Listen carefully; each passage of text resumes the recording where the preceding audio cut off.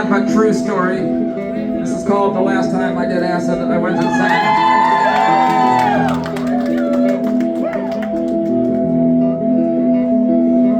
It was a night in July, a few years ago. Why'd I eat the acid? I don't know. I wasn't thinking and I wasn't scared. Why'd I eat the acid? I wasn't prepared. The last time I did acid, I went insane. I was hanging out with some friends, just getting loaded, when all of a sudden my mind exploded. I realized I was gay and I got paranoid. I was sitting on the floor listening to Pink Floyd. The last time I did acid, I went insane. And I was drawing crazy pictures, and before I was done, the picture started pulsing like an alien lung, and I said, oh my God, this has just begun. And it was 12 more hours before I was done, and we were up on the rooftop. And I'll tell you the truth, I was convinced I'd already fallen off of the roof. And these weird metal things all around that space, they were teleporting me from place to place. The last time I did acid, I went insane. So we ran back downstairs where it was better to be, but I was trapped in spiral staircase infinity. And when we got to the door, I couldn't go inside, because it was the gates of heaven and I had died. The last time I did acid, I went insane. And this kid named Grim, he punched a cat in the head. He could read my thoughts, that's what he said, and he described what it was like. But I didn't believe it, like lifting a rug and seeing stars beneath it.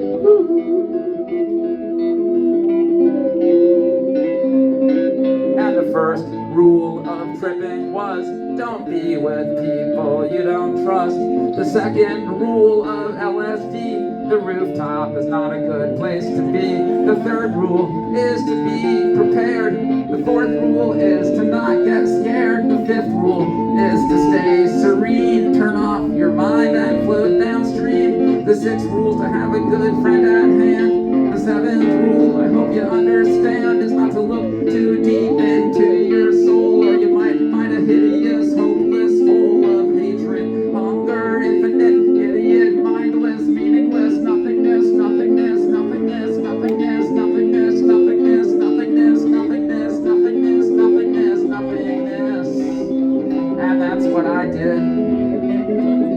And every aspect of life that I selected was instantly and brutally dissected. I saw the horrible emptiness within, the reasons behind everything. And it was at that moment that I went insane. People might hear this song and ask, what exactly do you mean about going insane, Jeffrey?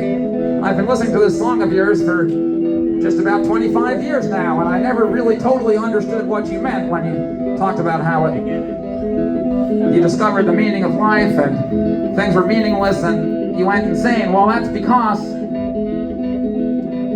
the actual meaning of life and the actual deep, dark secret that made me go insane when I was a 16-year-old philosophical drug user trying to figure out the meaning of life and things like that. The meaning that I discovered was so terrible and so horrible and so destructive to my consciousness and my ability to live a normal life that I had to keep that secret locked deep within me for many years, all through my teenage years, all through my 20s, even when I started making up songs and I was trying to figure out how to put my deepest, darkest, most uncomfortable private thoughts into a rhyming song so I could share these things and have perhaps the therapeutic effect of other people saying, hey, that sort of happened to me too, it's not so bad, Jeffrey. And I realized that that is a therapeutic aspect of making songs, but still, there were things about what drove me insane that were things that I assumed would just destroy everybody else's consciousness if I told them, so I didn't want to really tell them the real meaning of life, because after all, as a 16-year-old, I realized it was a heavy responsibility to have to keep all of human consciousness safe and preserved from these secrets and not tell anybody for the rest of my life. So that was quite a burden. And I accepted the responsibility, and the years and the decades went by.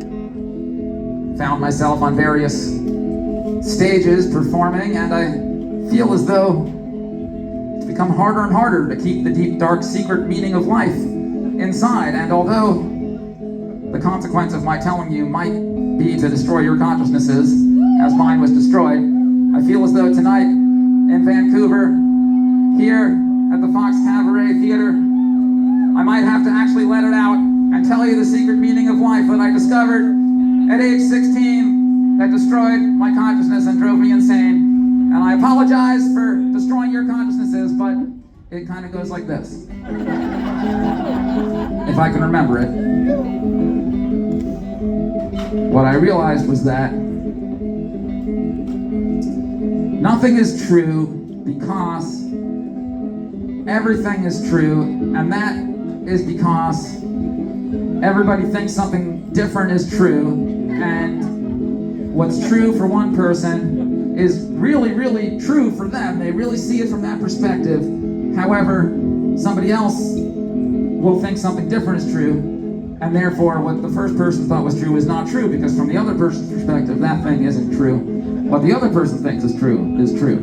And therefore, even what that person thinks is true is not true, because somebody else thinks something else is true, and because everybody thinks something different is true, each one of these truths is equal and arbitrary and therefore meaningless, because everybody thinks something different is true.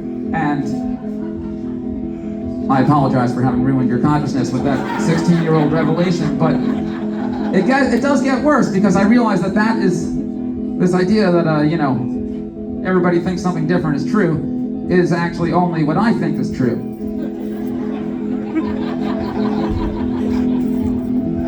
So therefore, if anybody were to ever convince me that something else was true other than that, it would just prove that that was true, because that would mean that somebody thought something else was true. But really, I thought somebody, it was something like that. It was paradoxical, it was horrible, and I apologize for having ruined your lives with this revelation. So, thank you for listening. Just don't tell anybody else, and maybe the rest of the world will be saved. Well, here's another very old song from around the same era.